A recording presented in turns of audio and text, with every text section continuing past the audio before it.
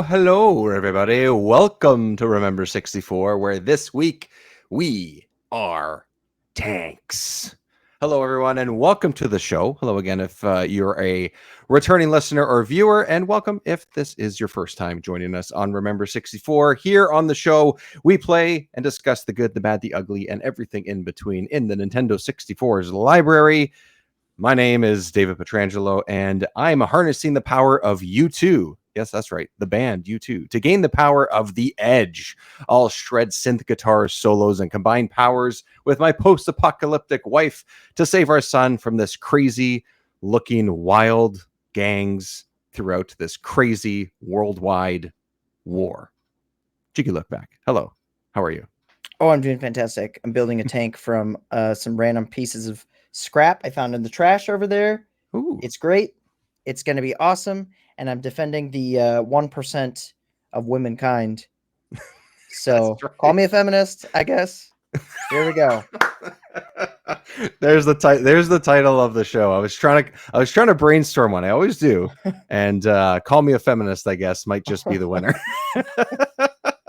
If anyone doesn't know, and it's I said the word tank, so maybe, but we're talking BattleTanx. We're actually talking the two BattleTanx games that came out for the N64, which I was unaware of. I thought there was only one. But we're going to talk about those two games. They've actually been requested by a couple of people, and I found out over the last couple of weeks that these are games that people have a lot of fondness for, which for me, I had zero going into this, and we'll talk about that. But going to do a little bit of housekeeping off the top, because if you're watching the video of this and even hearing it, it might sound a little bit different in the intro and things like that, just a touch. But that is because Remember 64 has joined the Console Creatures family of podcasts and gaming coverage. This is a small indie outlet that I've been working alongside for the past pretty much as long as Remember 64 has been going, largely covering newer games. The retro scene, every once in a while, I'll pop in and sort of do some talk and some writing about that, but reviewing newer games, indies, big titles, all that kind of stuff. And two other podcasts, also part of Console Creatures, which is the Creature Cast, which I sort of dabble in every once in a while, but helped get off the ground a couple of years ago, and PlayStation Generation. So those are two shows that you can also find in the Console Creatures family. Both are on all podcasts, also on the Console Creatures YouTube page as well for video versions. Just a group of really, really good guys from my general area here in the Toronto area in Canada. So just been working alongside all these guys for a while. And I thought, it's been hard to, on a personal level, it's been hard to sort of schedule myself being on those shows anymore, just with work and with the kid and things like that. So I thought, me and Jiggy have a pretty good thing going where we pick a day, we pick some games, we do it a couple of weeks ahead of time, and we just sort of pick a thing in the evening, and we seem to sort of be able to work that out. So I figured, let's bring some retro to a Console Creatures family here. So that's what we're doing. You can find all the work, some of my writing, all those guys' writings, and of course the podcast at consolecreatures.com, and you can check Console Creatures on YouTube as well. That's where you can find everything. The show's not going to change. Everything's going to be the same here. It's going to be me and Jiggy. The only thing that might happen is we'll have a couple of the guys that I work with at Console Creatures pop on every once in a while, or a little more than they would have otherwise. I'm going to try and do that as soon as possible. Not sure which game exactly, but we have a couple of big titles coming up. So I figured, I'll reach out to them and see who's around when, and we'll figure that out. But otherwise, the show's going to be the same. Format's going to be the same free-flowing conversations about random games and the good, the bad, the ugly, and the in-between. So, yeah, that's the big news of the week sort of thing. So here we are. We're using a new software to record and get the video going. So it's going to look a little bit different, kind of sort of have some synergy with the way the other shows work and stuff like that too. And every once in a while I might have some kinks to work out, but largely speaking, this stuff has been working really well with how they've been doing their shows, and we're going to do it with this one as well. And yeah, that's pretty much it, everyone. From what I've seen, the production quality is actually going to go up. So it's not just going to be the same. It's going to be better. I'm telling you right now, just looking at us, the look of the podcast is getting a little bump. I'm assuming the quality in general is going to get a bump. And honestly, we're slightly better looking than we used to be. So if you don't believe me, tune into the video part. I mean, I feel pretty good today, so I think. I told my wife the other day, I'm like, I'm going into my Jesus phase because my hair is like getting really long. And I did a FaceTime with my mom, and I was like, "Hey," and she's like, "Your hair is so long. You look like Jesus." And I was like, "Ah, it's perfect." It's a phase or it's a way of living, depending Yep, on how you look yep. at it, right? So Jesus, Dave Grohl, kind of the vibe. there you go. I love it. Yeah. Yeah. So no, I think you're right though. I think like there's something about sort of the way that the program that we're using and the way that we're sort of recording this. It's cool. We can do some new things with video, and I'm going to try and get some different things going as we go along. But yeah, we're gonna keep trekking on and keep doing the Remember 64 thing regardless. And always want to hear from people. So if you got any thoughts, feels, ideas, things like that, always happy to sort of implement those and sort of talk to you. Of course, we have the our voicemail that you can leave comments or talk about the games that we've talked about or might cover in the future and stuff. That's always there. Voicecast.app/remember64. Honestly, share anything. We have a couple coming up in a couple episodes about some people that comments that have been left and stuff. So look forward to that.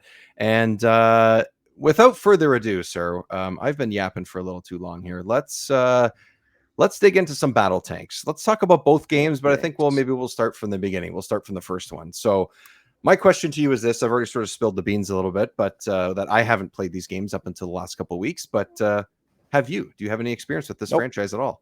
Never played this. Never played this. I think I've seen. I was also not aware that there were two. It's not a series that I followed or anything, so I had no idea there was more than one. Right. I've seen it growing up. I remember seeing BattleTanx, and I'm not sure if it was the original BattleTanx or if it was Global Assault, because the covers do look very similar. They do. Yeah. But yeah, I had zero experience with this. Just kind of went in blind. So yeah. I know, me too.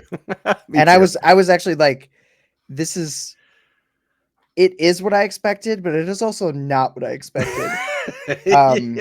So yeah. As much as that's like a very vague way of describing it, I probably would have said the same thing. Yeah.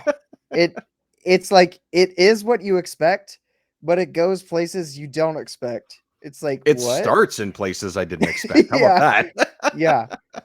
Like that's the thing. Actually, I'm going to pull it up here because now there's playing around with other ways that I can sort of share the screen and stuff like that here. But I have where did it go now? Oh, this is great. Oh, it's working. It's working. It was working. Anyways, I'm going to find the manual that I had pulled up, because that is how you can really learn about what's going on in these games. Oh yeah. So got to bring up that manual. There it is. Okay. For the first one at least, because it'll give us a little bit of an idea too of kind of why we say that this starts in places we didn't expect, because it's weird, right? Like, it's weird. BattleTanx instruction booklet. There it is. A game made by 3DO. Let me just go back up. Let me describe this to people who aren't necessarily seeing the visual. Okay, we have this gangster looking 90s edge guy inside of a makeshift tank, right? He's holding it. There's a giant explosion behind him. It says BattleTanx. It's intense, apocalyptic world. Okay, it looks awesome. That's all you need to know for now. We're about to kill that image for you, or enhance it, I guess. I would say I'd say we could enhance it. Yeah, I think the description could enhance it. I'm gonna go through the booklet a little bit here because I'm pretty sure. Here we go. We got some text about what the game is about. It's a little hard to see on stream. It's a little bit blurry because this is like a PDF version of what the manual is. But I'm gonna go through some notes here, and then I also have an interview with Destructoid from, I think it was like 2009 or something like that. That one of the creative directors of the game talked about why they went this direction with the story and why they went so crazy. I'm so curious. So first of all, it gives you a little idea of what the setup of the story is. This is 2 full pages of pretty small print of what the setup is for the story of these games. Now, if you see footage of this, or if you've seen even just the cover or what Jiggy just described a minute ago, you would assume that this is probably a game that doesn't really have much going for it as far as story goes. It's just, You're a tank. There's some war. Blow some shit up. Move on with your day. And in some ways, there's nothing wrong with that. I mean, lots of games just in and out, get some action, play some multiplayer, you blow some stuff up, you had a good time, right? Totally fine. Not here. Not here at all. So here we go. This is a little bit of a description. I'll probably jump ahead a couple lines here, but you are Griffin Spade, warrior and battle leader in a post-apocalyptic future. Your destiny is to fight your way across a radioactive wasteland that were once known as America in order to find the woman you love. And then in the sequel, you go to find your son. You can still remember how it all started. The precursor to the apocalypse was a lethal virus that appeared from nowhere, known as X2 virus. That's right. The X-Men have created the apocalypse. It was selective, choosing only females to act as its hosts, which is why Jiggy said the 1%, or isn't it 0.1%? I think it is. It's something ridiculous. Yeah. Yeah. Like there's like 5 women in the world or something. And one of them happens to be our girlfriend. Just happens to be your girl, of course. The week the news about the virus broke, you had other things on your mind. Madison, the love of your life, had just agreed to marry you, and wedding plans were all you wanted to think about. Your plans are doomed to be delayed by a small matter: the collapse of civilization. It's hitting too hard. It's too real. It's too, honestly, nowadays, yeah, it kind of is. It kind of just goes from there. It snowballs from there. Let's see what else to say. The world as you knew it is gone, devoured in the purifying fire of nuclear cataclysm. The massive amount of fallout caused catastrophic famine and ecological damage across the entire planet. Over half of the sprawling cities that once consumed the land with their brilliance and innovation are now only rubble. However, the X2 virus is no longer a threat. The few women who have survived its decimation are all immune and infinitely precious to the new surviving men who still populate a desolate Earth. So the women have all the power, or at least they have a status, a different status, right? Like it's so I did not expect this at all.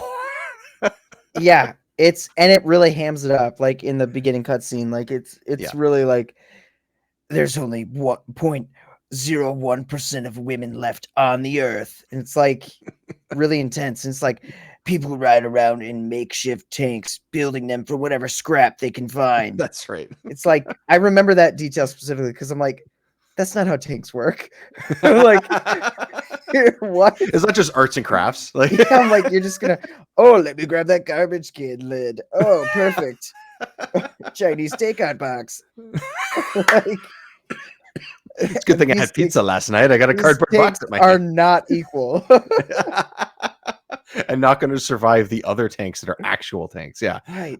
It really is. So I think that this is very, in a way, I kept thinking this, especially with the description at the beginning here. And also because of the way it described like what happened or didn't happen to women and stuff, is that this is very Mad Max, but in a more, different kind of approach of post-apocalyptic. It's not just deserts. It's not just, stuff like that. Very much the more recent Mad Max movies, those two, which are fantastic.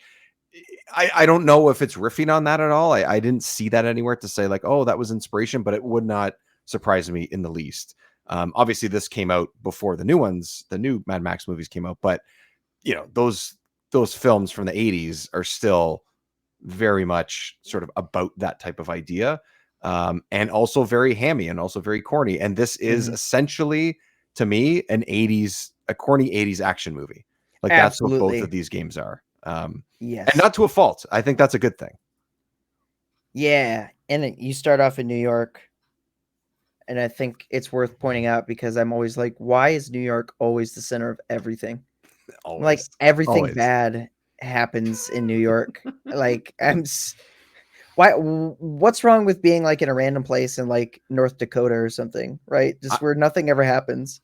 I don't disagree at all. Cause like, it's kind of like in a way that almost makes it more interesting when things start in like these small pockets of a country, because it's almost more unexpected. But I guess there's more risk, there's more, potential problems or something. I don't know, something like that. I guess I don't know. Or more, or the odds are higher that it's going to happen. I think it's just like you can make backgrounds with buildings and it looks cool. I think that's all it is. Yeah, and a lot of what you can do in both of these games is knock buildings down. You So start off your journey in Boise, Idaho. It's like even Boise is too well known. I even know where that is. Yeah. It's hard to think of an obscure town like. Just I don't know. Pick something. Really small. I mean, pick something in the Dakotas. I would have no idea. Where it Dakota just felt right. Yeah. Somehow Nobody ever goes two there. of them, and I still have no idea where they are. There's somewhere up there. I don't know. It's somewhere. I don't know. Just underneath Canada. In between the two of us, where we sit right now. That's where they are. Yeah. Okay, so that's the setup for the game. I'm not going to go into like huge a description for the second one, because the second one is, we'll get to it a little bit, but essentially is at the end of BattleTanx or throughout it, you do find your girlfriend and your future wife. The second one picks up a few years later, and you have a child who's like 3 years old or 2 years old or something like that. And one of the lords, which is sort of what they start like naming the women, and are sort of the head of these tank gangs, because it's not like, oh, you have a gang and you're walking around like the Warriors movie in the 80s where the guys have chains and they have bats, and like, it's not one of those. It's not that kind of 80s movie. No, everyone's in tanks of different sizes and different types. So that's kind of where the second one goes, and you go in other parts of the world, whereas the first one you stay within the US. So let's get to the gameplay then. Let's get to that, because I need to premise this, because it's a game that you play as a tank, and you don't really have tank controls, which blew my mind.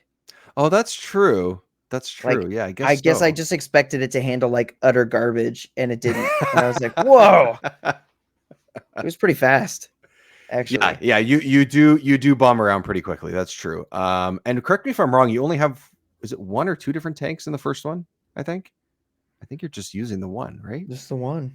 Yeah, I think just the one. So yeah, so essentially what happens is every mission, every level is, you gotta destroy this other tank, this base, kill this boss sort of other tank.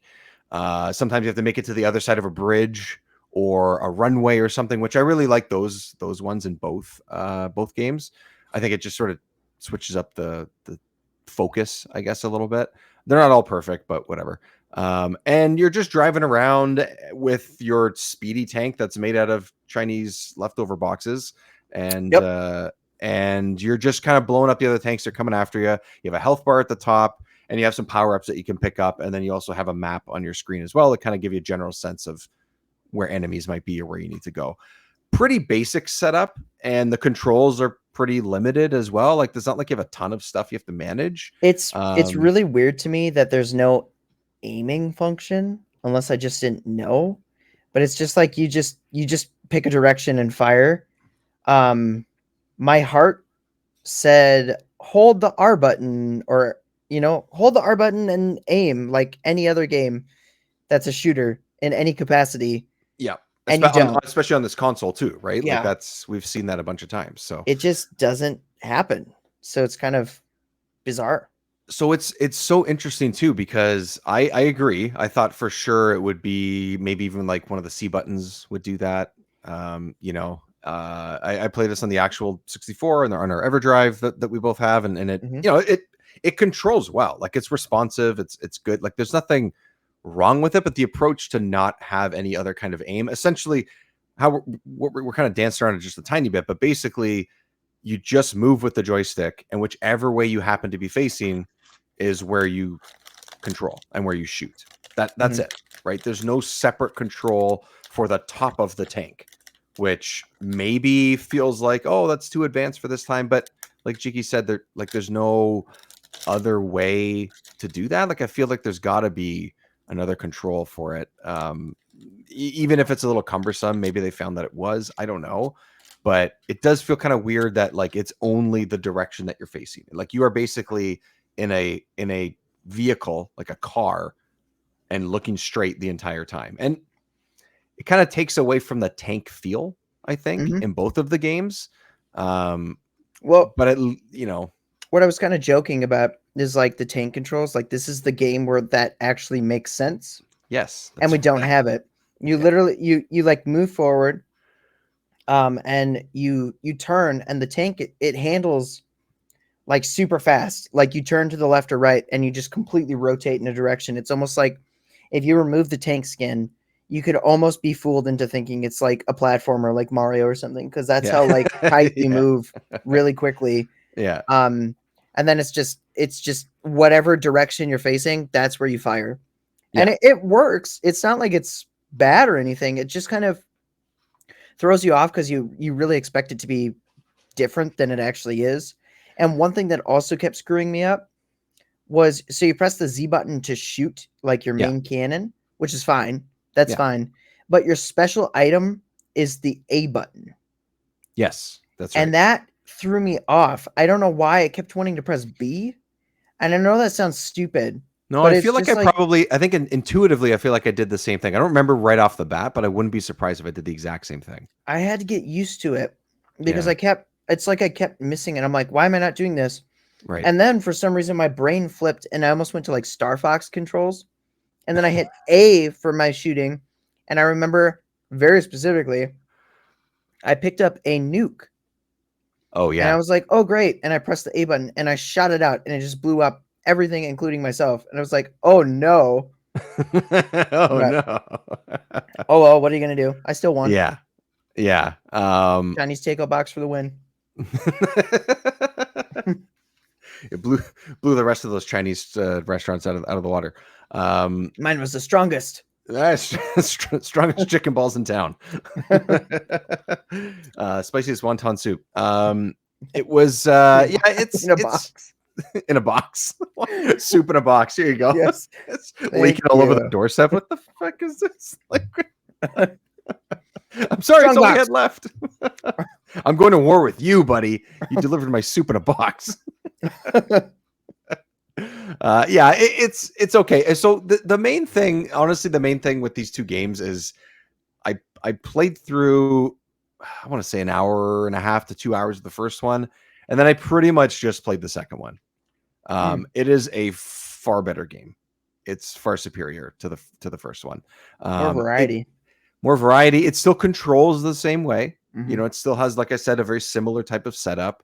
But there's more variety in the weapons, there's more variety in the tanks, like things like that. So my focus of my time was with the second one, and I'm gonna play video of it because I can, because yeah, Yeah.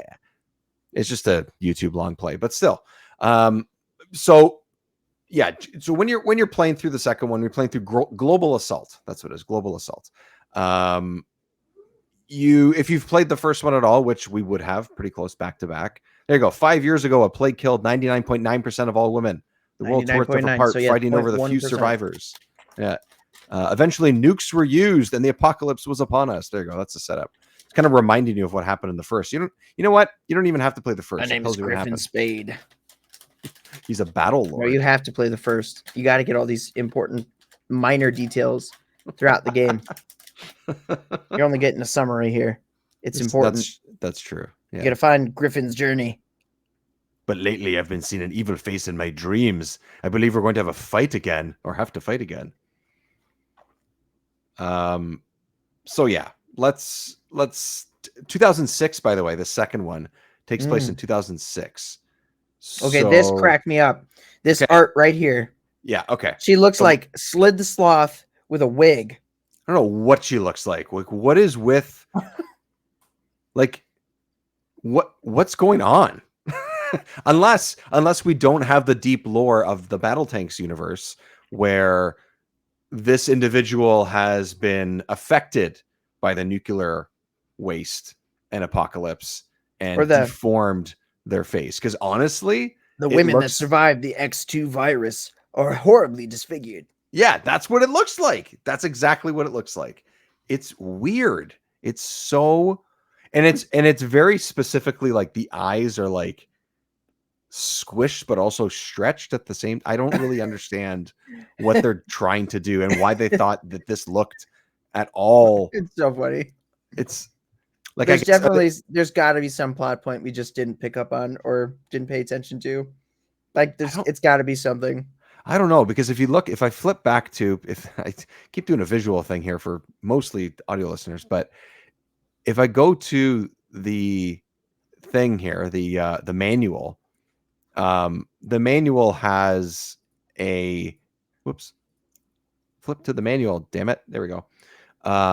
Has some other pictures of the gangs and stuff like that from the first one, at least. These look kind of cool. Like, these are sort of like really sort of badass looking gangs. 90s comic So book, 90s. like awesome. Yeah. Like Psycho Brigade. Look at these guys. These guys are awesome. Those are sick looking guys, right? Like, some of these enemies look like they're from like Battletoads or Double Dragon or something like that. That's sort what of it looks. Yes. art style. Like, that's what it reminds me of. You can hear that sort of like rock music behind it and stuff, which this game also has. But then when you go in game and you see like these faces, it's like, what the fuck is happening here? Audio listeners, it really, like, I am painting a glorious picture for you. This is a woman, okay? So picture Black Widow, okay? Like the Marvel character Black Widow, right? So picture that look, but picture the face is Sid the Sloth. So you have Sid the Sloth from Ice Age with everything else Black Widow. That's what you got. Yeah, pretty much. Pretty much. If you had it in a 3D realm, that's exactly what and you it's would get. Fun if you play back this game, you can read the dialogue as Sid the Sloth. Yeah. Get ready to attack, warriors, but wait for my signal. No, keep going. Keep going. I want to take one last look at the target. The last target. And it's funny because it's not really like the main character and his wife don't look that way. It seems to be all the enemy characters kind of have these looks, especially the female enemy characters. And then this look at the top is cool. Like, that's a cool style and everything. The sort of like larger splash screen that they have above the dialogue box. Like, great. Why doesn't the rest of this shit look like that? I don't know. It's weird. So the other story part of this, and I keep going into the story. I know a lot of these games are really like, these games are mostly about the gameplay, but the story thing. But the reason why there's a story part to this is because the Edge, which I referred to in my stupid little spiel at the beginning. One, the U2 joke is the guitarist names himself the Edge for some reason, so that's where that came from. Jokes are always the funniest when you explain them, and I've heard that. I've heard that. Yeah. And apparently Griffin Spade and his wife have powers, and the kid has powers like that can blow up and control other enemies and tanks and stuff like that. And that's the big reveal here. And eventually you get to use it, but we'll get to that because that's something that happens a little bit later and stuff. So BattleTank Global Assault, did you find this to be better? Because I definitely did. Yeah, it was like almost right off the get-go. I felt like the first game was just very straightforward. Like, it was very like, drive here, shoot this.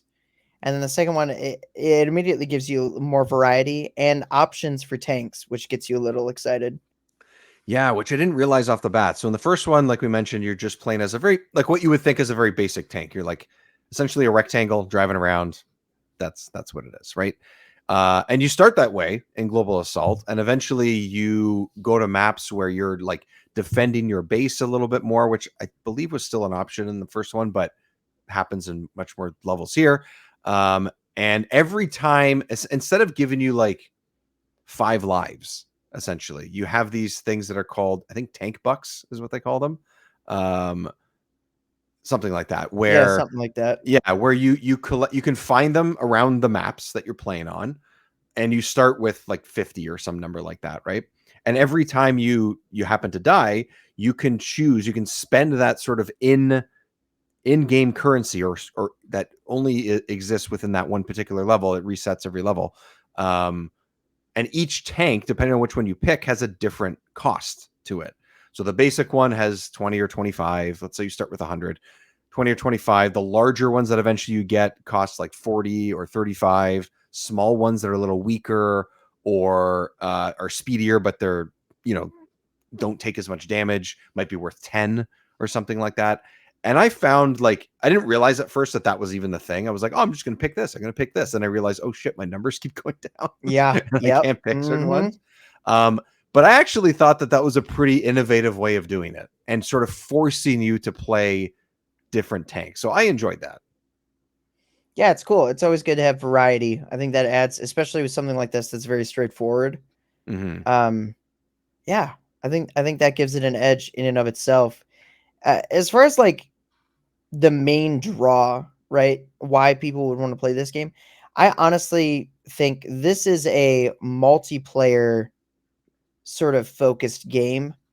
This is the type of game you sit down with your friends and you play and you just battle each other over and over and over. I think the story is cool that they have one, but it's silly. And Mm-hmm. it's just a mode to play, but I think the main draw would be definitely a multiplayer experience, and that would be totally the way to play these games. Just talking about gameplay, I'm like, this is a multiplayer game written all over it, like Yeah, both of like them. it acts like it feels that way right from Yeah. the start. Like even if you never touch the multiplayer, which I don't know, did you try at all? Because in the second one, at least, I didn't try it in the first one. But in the second one, you could play against bots, which I didn't realize at Oh no, first. I didn't. I didn't. Yeah, I it's didn't try not. it. I just know. Yeah, and I've heard, and I mentioned earlier how like some people have said like sort of reached out on social media, and I have a friend Ian that's on another podcast that I do back in my day who said like when I started doing Remember 64, it's like, oh, you got to do BattleTanx. You got to. I used to play that all the time, and I was like, what the fuck is BattleTanx? You know, like that was pretty much like the first time I heard of Mm, it, or the first time I was aware that anybody even cared what it was. You know, yeah, this is one of those games where it's like, oh, I've seen the cover, but I know nothing about it. Like that. exactly. That's I'm pretty like, much what it I was. don't think I can't think of one friend I had growing up that was like, oh, the battle tanks. Yeah, no, Like there's no. no, this was not a thing for us, but I could see this being a fun multiplayer shootout, Yeah, honestly. so there's a bunch of different modes for it too. It's not just like a deathmatch thing. Some of them are like protect your base, like you do in a lot of the in the single player and the campaign and stuff like that. Hmm. So that's kind of cool. You can play with 4 people, which is interesting too. That's always fun. The more the merrier. And I played a little bit with the bots. It feels even more like it's almost like the AI for the bots is even crazier than it is in the solo stuff because I think they're trying to like emulate A random person, yeah. decisions and like they what multiplayer would be. So the idea of it is cool. We just didn't get our hands on like an actual multiplayer experience, but I could see why it could be fun because there's variety in the game modes. And like we were just talking about, there's a variety in the type of tanks too. So you can go and still pick your own tanks. You can go and find different weapons and things like that, just like you can in the single player. But you can blow shit up with other people or against other people, and that's always cool. So um, Yeah, and this also had a Game Boy Color variant. I Did you played it. play? You Oh, played I it? did. You know me. I do. I always go straight. If there's a handheld version of a game, I do my best to try and at least play some of them. And Yeah. I love me my Game Boys. So I just watched. I didn't play it. I just watched some video on it. yeah, Um, but yeah, it looks like a top-down, really basic, like drive it's around, shoot tank, top-down view, like RC Pro Am style sort of thing. yeah. I thought like the first two GTA's. It looks kind of like that. You're not getting out of your tank and running around, but kind of like top down stuff. It's Game Boy Color, not Game Boy Advance. So you can only get so much done with the sprites and things like that. So it's Yeah. pretty basic in that way. It's fun though. Like it never felt like I wasn't bored. I think I played it for just under a couple hours, probably. Like not like a ton of time, but it was a good time killer. I would say. It's worth giving a try if I emulated it on my little GBA style Ambernick that I have. So Nice. I played it on a small handheld, which was cool and ran well. It was fine. It follows the same story. Like it's really just trying to do a couple of the solo missions from the first game. And what's funny is we're talking about sort of how it controls and stuff. It controls like the first game does. Yeah.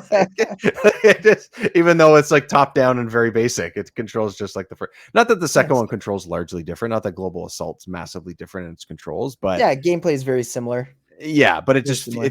it does feel a little bit better. I found the second one. It just runs smoother. Things don't feel quite as chaotic in some ways, but yeah, the Game Boy Color one's worth a shot. I think. I think you'd probably just be better to spend most of your time playing Global Assault, but I found that the variety in tanks is one thing, and then we can talk about the weapons too, because that's like the items that you pick up, because that creates a lot. So the tanks, did you have a favorite? I don't remember all the names, but was there like a style that you like? Was it just the basic one, or did you care? Yeah, I'll be honest, I stayed with the basic. I'm like, I'm just gonna get in there and shoot stuff and just progress and see what happens. Yeah, yeah. I mean, it's the most reliable. Like, it's easy to control. It takes a decent amount of damage. It has a very basic sort of tank weapon at the front. Yeah, You don't have to think about it good too much. old Like, reliable. yeah, all reliable. You know what to expect, right? Is what Yeah, it is. I think that's part of it. And there's so much. Sometimes in some of these levels, there's so many enemies firing at you that to think about what you need to do, you'll yeah, be dead really quickly. Like, it's not. exactly. They're not super easy, these games. And you know what this actually reminded me of, and I did have this thought when I was playing it. Yeah. Um, the in Batman Arkham Knight, there is the Yes. Batmobile like battle sequences against the enemy tanks. It's very much like honestly, it's a watered down version of that. Um, but it's You mean like, Arkham is a watered down version of this, right? no, I actually don't, unfortunately. That's like a side thing in that game, and it's like way more in depth. But Yeah. the like basic shot, the basic cannon that you have, Hmm. it gave me that Arkham feel, and like that's what I felt like comfortable with. But I know there's like because there's like a flamethrower, right, and like a Yeah, the machine flamethrower. gun.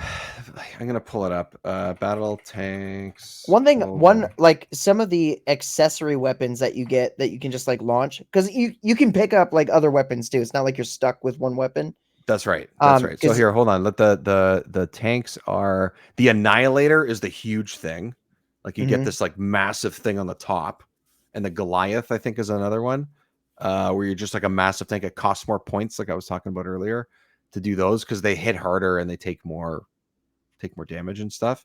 And then one of the ones that I really liked, it doesn't sound like maybe you tried it and stuff, is oh no, this thing isn't working. Anyways, it looks like it has, you can see the tracks on both sides yeah, that's of cool. it, and it's smaller, and it has like a minigun on it. Yeah, I've seen that one. Yeah, Yeah, so it doesn't take like one hit and you're done, because there's a couple small ones that do that. But because it moves so fast, and actually the minigun is actually kind of strong, I was like, oh, I like this one, and it doesn't cost that many points. So if you die and make a couple mistakes, you're kind of okay. nice. But it's true that all reliable is kind of ill reliable for a reason. So, Yeah, but yeah, regardless of which one you pick, there's a bunch of weapons, like the pick up, like add or upgrades to your weapon, different types of weapons that you can pick. yep. And And like I said, the nuke, yeah, that was pretty crazy. it's nuts. You just throw it And it's out, in both games. It's in it both just games. So, obliterates everything, which was like, amazing. I thought it was gonna be, like some things that you blow up in the environment create this like ring around it that damage you and everything else, and sort of like level some buildings and enemies. I thought it was going to be that, but you fire it off, right? Yep. But it blows up like 50% of the level, it Yeah. seems. It's just like, It's eh, scary when you launch it. It's like nuke launched or whatever. I don't know if it announced. It does so something it that it does. It like does say when you something like that. Yeah, yeah. it scared me. I was like, "Oh no." And then I immediately had the sense of dread, like I need to get out of here. And I couldn't, and my Oh no, tank what was have like I done? destroyed. Um but aside from the nuke, I used these missiles that are actually on screen right now, that shoot out like 3 at Yeah, once. I use those the quite a bit. The swarmers. That's it. swarmers, yes. Yeah. Oh, the grenade that just popped up. That Yes. is, I hated that one. Yeah, it was not It's good. It's not trash. great. It's like you Yeah. press it. I would shoot it at an enemy. And I'm like, okay, it's gonna blow up anytime now. And then I'd be like waiting and be like, did it blow up? I can't Yeah. tell. What Like, kept happening to me was I found one use for it. which I'll talk about in a sec. But what I kept doing was the same thing, wondering like, oh, when's it going to blow? Like you think like, okay, you shoot it, maybe even on contact. If it hits the enemy, it might blow up. Yeah. It might bounce and then hit an enemy and blow up, right? That's happened before in Feels games. Makes natural. sense. But it does not do that. It just like bounces a couple times. You can't see it. I think just because of the graphic fidelity and just whatever, the game just, you can't really see where it goes. You see when it first fires off the top of your tank, but then after that, it's kind of a guessing game. I ran over it so many times and it just, it like destroyed my tank. I'm like, well, fuck. What the hell am I using this thing for? Oh my gosh. The two things actually that I used them for was when there's mines, because driving over mines pretty much blow you up right away. Yep. The grenade is definitely great for have lost that. a few tanks just driving over mines. And Yeah, because they're also a little bit difficult to see on the ground sometimes. Yep. And then the other one was there's an enemy tank. I don't know if there's a name for them or not, where they're armored in the front, and no matter what you do in the front of them, you cannot blow them up. You have to find a way around them. So what I did was I just fired a bunch of grenades and then backed up, and then they would basically blow up behind them, and then it would blow up the enemy tank. Didn't happen too often because you still have to sort of kind of skill shot it, and it's not that easy to do. But I would find a way to have like a bunch of them and then just keep firing them. And then and then if I ran into mines, I'd be like, well, shit. But at least I could do something with them. But that's it. I think those are the only uses. I don't know how anybody would use them for anything else. I really don't. The swarmers is really funny because I thought for the longest time they were called swarmies. Swarmies, go. Swarmies. I like it better. I like that better. So do I. And it would kind of fit because the game's, kind of like corny, whatever. They call it a swarmy.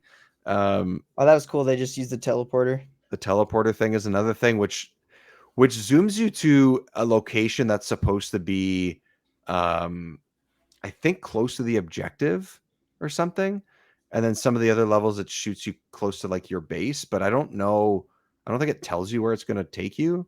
So it's just kind of like press it and see where it goes. Get out of danger free card, basically. Yeah, that's right. That's a good way to put it. What else was there? So you said the nuke. There's also there's mines. You can drop mines as well. Yep. Which are kind of cool. Those worked on the sort of bunkers where some of the tanks come out of. I put them in front of those, so less enemies would be populating the areas and stuff. And then there's also what's a good thing about the swarm thing is like, because the control, like we were talking about before, is very much it's only about which way you're facing. It kind of gives you a little bit of help and acts almost like a shotgun is pretty much what it is. So you don't have to be as precise, which sometimes with some of the enemies you really have to do. Yeah. And it's easy to miss sometimes some of the smaller enemies. So it kind of helps you out that way. Yeah, there's the cloaking device. The cloaking. Yeah. So you can turn invisible. Here, let me look at my list here. And most of these are available in most levels, I would say. Like you don't get everything every single level, but they don't really pretend, they don't really like hide it behind later levels. Most of the weapons, like you're able to actually use most of them after like the first couple stages. You kind of have used most things that are available, and it's fun to mess around with them and them to create different scenarios for you to use them. So there's the laser too. The laser, yeah. Yep. Is the laser the green one that bounces like crazy? Because that thing was crazy. That thing was wild. No, well, the laser's blue. There is. Oh yeah, it's the special laser. There's a special one. Is it called special laser? Laser special. I'm not even joking. Yeah, that's hilarious. There's like separate things because there's a swarmer special as well. Oh, that's right. Oh, there is. That's right. Yeah. Yeah. So the green one's cool because you shoot it at an enemy and then it like bounces to the next one. It's almost like a homing missile in some ways, and does like a decent amount of damage. I thought that one was kind of cool. Yeah, but it was rare. It's one of the ones that's harder to find and stuff. And then Turbo looks pretty dope. Turbo's pretty crazy. They were just launching that, but that was awesome. I used it a couple times with the smaller tanks that are already fast, and you go off like some of those like ramp things that they Yeah. have set up randomly, and you really go flying. Like it's like you are doing a stunt. It's hilarious. It's awesome. It's really good. Does it do anything? I don't think so. I think it's No. just, It just looks maybe you cool. can get out of dodge a little bit and you can kind of, move out of the way and stuff. But Gotta like, go fast. it must go faster. That's it. That's pretty much it. And then then there's health pickups, of course, and stuff like that. But and then the other big thing as far as the gameplay goes and all the added sort of things you can do is the destructibility. Yep. That's a big part of this game because you don't necessarily have to destroy a bunch of buildings. Some levels actually do require you destroy this or destroy that, but it's more about destroying other enemies than it is about actual buildings. But the buildings are not only all over the place in most of the stages, but when you knock them down, it opens up the map and you get pickups from it too. You get items and health and things like that. So there's an advantage to it. I was like driving over the trees. Well, let's see. I don't know if they're going to do it at some point, but it's really cool. You drive over, they look like little pieces of paper or cardboard. They're just like dunk and just flatten under you. It's awesome. Very satisfying. It's like the sort of older sports games where like all the crowd are just look like pieces of paper moving up and down. That's what the trees look like. That's exactly right. But they're not cheering you on. They're just waiting for you to run them over. Yeah, pretty much it. It's pretty cool how destructive the environment is. That's definitely like, you may look at this game and be like, oh, okay, it looks pretty basic. Like your tank is like a bunch of rectangles put together. Like it looks like a tank. It's fine.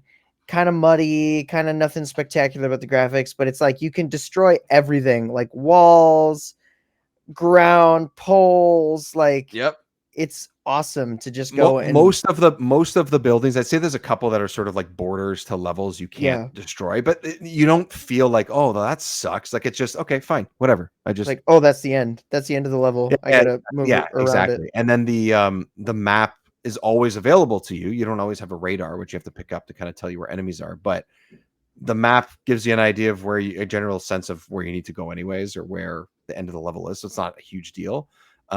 But I would say like 70 to 80% of these stages in every stage is destructible. Yeah. And that's awesome. Like is it like playing, any kind of modern game where it's like really elaborate? No, but it's not. It's still fun. It adds a lot to it. I thought that like it's almost like strategy sometimes. I saved buildings sometimes for when I would respawn to be like, oh, I'm probably going to need, because when you die, you lose the weapons that you were holding. So that's one of the disadvantages to it. So yes, you can collect points again. And yes, you can respawn and keep going and stuff like that. But you have to recollect your grenades and your swarmers and like those types, and they're teleporting and things like that. I would save those buildings and be like, oh, I got to go back to that spot so I can pick up more items. Because eventually you will run out if you just keep dying. They don't just randomly populate. Like there's a set, a finite amount of items for you to pick up. So it was kind of a random strategy I didn't think would ever be in it, and kind of one that I just sort of adopted as I went along. And it's just cool to see these giant buildings just blow up around you. Yeah. You get to blow up the White House. It's crazy in the second one, at least. Because I think the enemies take it over, or like buildings around the White House. They don't really, I think it's buildings around the White House, like in front of it or something like that. No one can take the White House. It's an impenetrable fortress. Unless the people inside do it themselves. That's right. That's pretty much how it goes, I guess. It's cool too, because the game, the second one, takes you to Europe and stuff too. So you get to go to different spots, which is fun. I was gonna say Parks and Rec, America's whitest house. Yes, that's right. It's pretty funny. Man, I love that show. It's a good show. It's incredible. Yeah, so the second one too, you're not just going to US states and cities. It takes you into London. It takes you into London, and I think you go to Switzerland. There's a couple countries you go into. And that's kind of fun. It just kind of changes the locale. It doesn't really change the gameplay a ton, but at least you're kind of looking at different aesthetics, and hence the name Global Assault. Global Assault. Yeah. So according to the secret papers, we should be able to capture her computer data on the edge. The edge. But Griffin, I'm worried about Brandon. Can't we put him in a safe place for this battle? Yes, you can, and then you will lose him.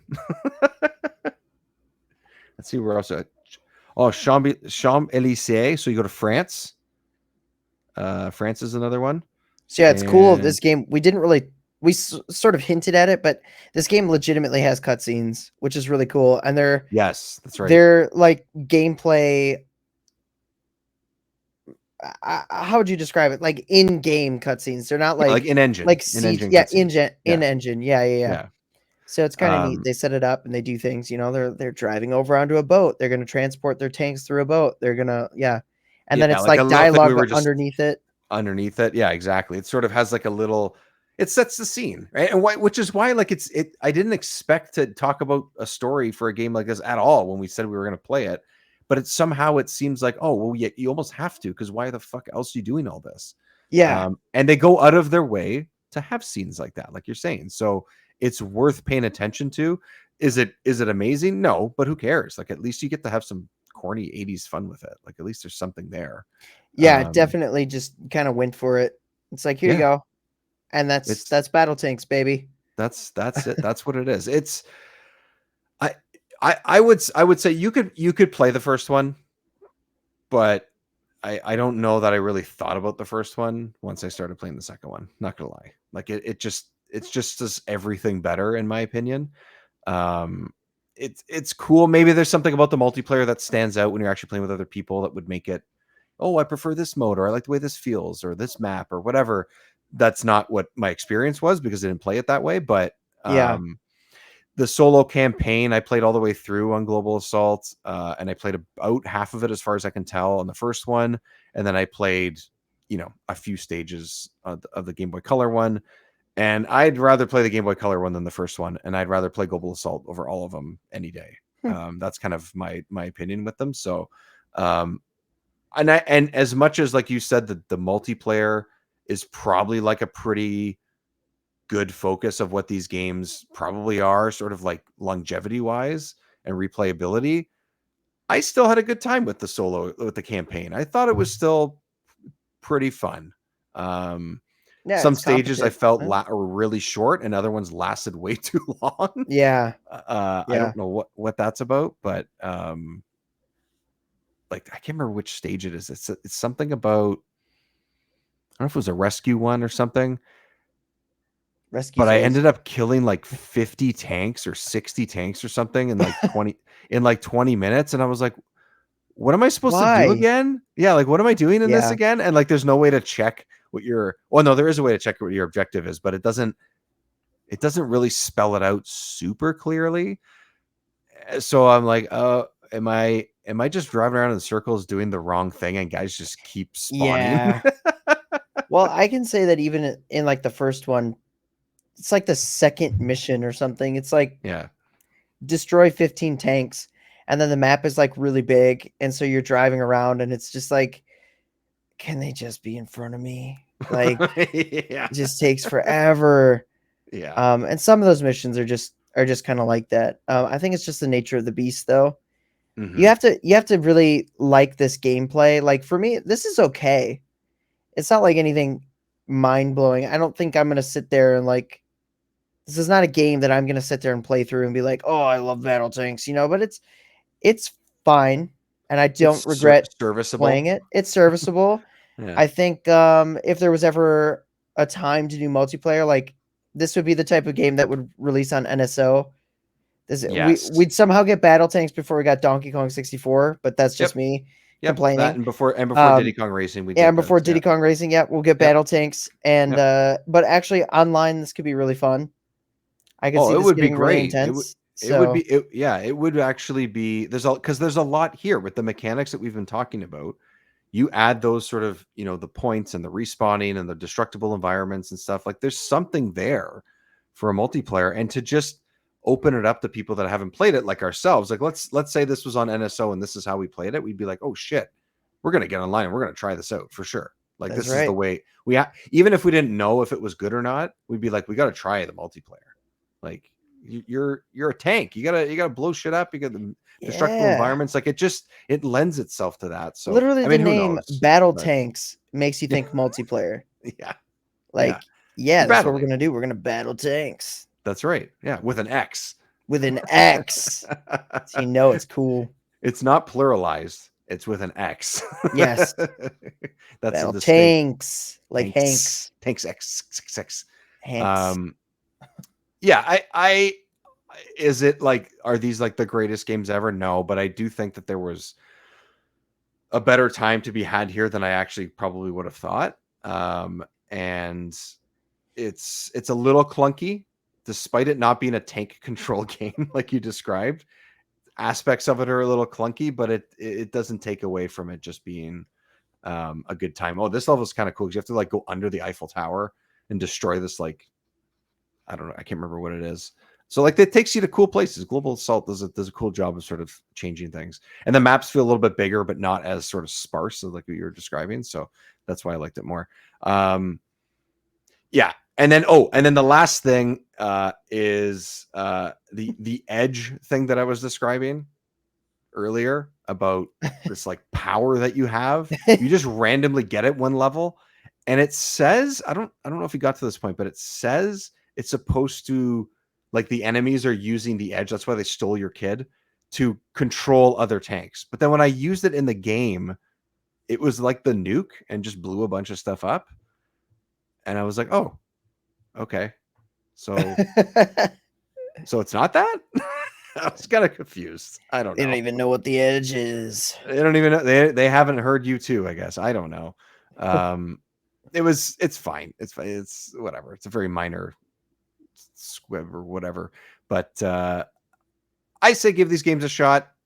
You can go to the first one first, but I just think that there's just more variety and more, especially if you're going to play it solo. The solo experience in the second one is far better. So I do think that is the direction to go. And if you have a Game Boy Color lying around or an emulation device, give the color game a chance too. They're decent games. They're decent I games. will say that the plot in the first one I think is like a big draw because I think I mean this one's obviously piggybacking off of that, but that first like cutscene and stuff like it genuinely made me laugh. It was just so yes, ridiculous, yeah, and the whole thing is like that. yeah. But that's the basis of everything that you're doing in both games starts with that opening like Yeah, crawl of 3 minutes or whatever it is, and you're just like, holy shit, I have to play this. yeah, like It's so ridiculous. it's so fucking weird. Yeah, so I guess you'd probably kind of say the same thing. It's not great, but it's worth your time and worth playing. Yeah, it's solid. It's solid. Yeah. It's not bad by any means. It's like a C experience, like pretty much like mid. Like Very mid. it's not bad at all, but it's just it doesn't like blow It my doesn't blow mind or you away. anything. Yeah, it doesn't blow you away. There's aspects of it that are cool that you're like, wow, this is really great that they have this, like the destructible environments and the variety of tanks in the second one. But the rest of it is just like, okay, yeah, I get it. This is what I expected, I think is what you said earlier. Like Yeah. I kind of this is kind of what I feel like this game would have felt like. And that's what a lot of it has to offer as far as the core sort of point A to point B and blowing up enemies kind of gameplay. That's what you get. It's gonna be Yeah. what you I expect. wonder So. if adding something like an on foot like third person shooting experience and like you could get out of the tank and like go to another tank or something or like Mm-hmm. something like that I feel would break it up a little bit because Right. it just gets repetitive. I think that's its main thing. It just gets a little repetitive with what you have to do. Even Yeah. with variety, you're still in the tank. You're still like doing the That's same thing, right. right? Right. Your mission might be slightly different, but you're still doing the same You're still thing. driving a tank. You're still driving a By tank the and way. shooting everything in sight, basically. Yeah. That's true. We've talked about this with other games before too. Is it like a game that would benefit some sort of remake or remaster type of idea? I think you could do that, but I think it would be a different game. Like I think you would have those elements that you're just describing. Like they wouldn't just make it the same game. It wouldn't No, not at all. feel Be quite the totally different. same. Yeah, you'd have more what we would have expected from tank controls to it, I would assume. But as far as like the minute to minute gameplay and stuff, I feel like it would just be the BattleTanx name that you're getting rather than what you're playing, which in some ways is good that it would change, but in other ways it's like, well, I kind of like the sort of corniness and like semi mid nature of the first. Like there's some charm to that in this game, or in these games, and I don't know if it would benefit hugely from having some sort of remake. Right. And one Um, thing we didn't talk about, but it genuinely confused me a little yes, bit, because this is made by the company 3DO, yes. and 3DO is famous for the Panasonic 3DO, the 3DO system. It's not necessarily Panasonic, but it's Listen to the the 3D. 3DO experience, everybody. They actually This, talked about this game. yes, this is a 3DO game for sure. Yes. That is like on N64, and it's like it's so interesting. It's so Yeah. interesting because it's totally there. Like You awesome. could tell it's their style and all those things. Yes, Yeah. and that Yeah. company is now like totally gone. But Oh yeah, like just it's been decades since they've been around, right? And I think there's sort of a little bit, depending on who you ask and depending on which games or if you've played their console or whatever, they're kind of very like very 90s, and that's yeah, exactly, this feels like a corny 80s movie, but it's also very 90s at the same time, and that's a the look mark of for that company, I think. the look of the tank. It almost reminded me, like I was getting like Cruising USA vibes. Like it had like Oh my this god. Yeah, it's like arcadey, boxy look to it. That I was just like, yeah. this reminds me of Cruising USA. It's that art style, Yeah, and sort of aesthetic and things like that. Yeah. At times the game looks is I preferred the levels that were a little brighter, yeah. because things are a little bit muddy and stuff like that. So, and your tank is gray and the enemies are black, and like it's just sort of, which, okay, I guess makes sense, but also like it'd be nice to brighten things up a little bit. So these outdoor stages, like the one we're watching now, I found to be a little bit more enjoyable, just because it's just easier on the eyes and easier to sort of Hmm. follow along and stuff. So um, it doesn't break the game necessarily to play the evening ones, but the daytime stuff was better. It's an okay looking game. It's okay. Like you mentioned, the way the tanks look, they look fine. Um, but Yeah, and they at get least battle damage as you go, like as you get hurt yeah, and that's stuff, which true. is kind of That's neat. true. Yeah, the health bar sort of goes down, and then you kind of your leftover Chinese boxes kind of crumple Yep, as yep. you get damaged. So, Too much soup. um, yeah, too much wonton. Um, don't put the wonton in boxes, kids. That's a lesson we've learned from BattleTanx. Yes, don't do it. Don't do it, kids. But do give these games a shot. And I do think that this would be great on NSO. I agree. I think we're both sort of on the same page with that. So that would be something we can cross our fingers with. But 3DO, who knows where the hell this game even sits right now? It could be absolutely anywhere, or it could be absolutely nowhere, which is a lot of Right. that could be just as likely. So, all right. BattleTanx and BattleTanx Global Assault and BattleTanx on Game Boy Color. That is your run through there. Jiggy, look back. What's been happening, sir? It's the summer months as of this recording right now, and how's things been going? Keeping yourself busy as usual, as I usually say, and Oh you yeah, usually been agree keeping with, because myself that busy. is the case. Yeah, that's definitely the case. I've been doing a lot more live streams these days. I need to Yeah. Yeah. June has been kind of a slow content month for me. Not because I haven't been making it, but because it's summer and I just say I was on a vacation. Yep. Then I got back and now we got a kitten, and now it's like, oh man, time just like flies by. Life But gets in the now way, buddy. Life gets in life the gets way. in the way, Yeah. but you know what? I'm coming back. I'm coming back with more content. I got a bunch of stuff planned, so Love it. stay tuned. And Love until it. then, more Remember 64.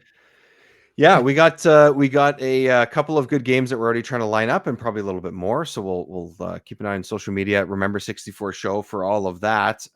Perfect Dark is coming up this summer. If you're listening to this when this comes out, or Oh pretty yeah, soon, so that's gonna 2025 be a in good summers. one. So that's finally coming up. And then we have Vroom Vroom month, which will be August of 2025. We're Yes, going to play some racing yes. games, different variety of racing games. So far, I've put a poll on the YouTube page, and on Instagram of 3 choices to narrow down at least one of our choices. As of right now, episode 1 Pod Racer is or Pod Racing Heck yeah. is leading the way out of the 3 choices there. We're also going to be playing F-Zero X, and more than likely also going to be playing is it Hot Wheels? What's the full title? Hot Wheels Turbo Racing. Turbo Racing, which is one that we meant to play like so long ago. Jiggy's been excited for it for a while. I've never really played it, so I'm happy that we're gonna put that on the list. All 3 of the games we just mentioned, I have experience with all of them and loved all of them. So yeah. I mean, at least 2. If Pod Racer ends up winning, which it seems like it probably will, Hydro Thunder is also in the race with that one too, and Ridge Racer. Those are the 3 choices. But go to the YouTube page for Remember 64 and you can vote on that. I'm going to keep it up for a while, and then if we get a couple extra votes that run in here and there, it'll sort of space things out or whatever. But that's where we're headed for the summer, and maybe another game or 2 over the next couple of months as well to throw in there. But those are the ones that are lined up at the moment. And then, of course, you can always support the show, patreon.com/remember64 show, episodes early. I'm trying to do some new videos that I did actually with BattleTanx, where I kind of do a short 1 minute, 2 minute thing of, hey, this is what I've been playing so far and what I think of the game so far, in the middle of being able to sort of do like a mini progress review, I guess you could say, before the actual recording. So that's something that patrons can get as well. And like, subscribe, share with your friends, all that fun stuff. That is I think rate the podcast. Yeah, there you go. Rate the podcast. Yes. Jiggy was giving me the eye. Give the stars. The stink eye. The stink eye and the good stars. That's what we're doing. So it's more like the raised eyebrows, like okay. Hey, we did it. We did it. And as I said off top of the show, check out consolecreatures.com, the Creature Cast on your podcast apps and YouTube, as well as PlayStation Generation, which talks about all the latest PlayStation news and games and fun stuff coming up. And we'll try to have some of those guys on Remember 64 as well as time goes on. But again, the show's not going to change. Our ideas, the games we're going to cover, guests we're going to have on. Pretty much everything's going to stay the same. We're just part of a different family at the moment, and that is exciting stuff because I love working with these guys. They're great people and they do great work, great writing, great podcasts. So check them out. Until next time, everybody, blow up some buildings and save the world. Battle some tanks. Battle some tanks and save the world with the edge. Save the women. Save the world. Save the women. Save the world. Pretty much. That's it, everybody. Thank you very much. Goodbye.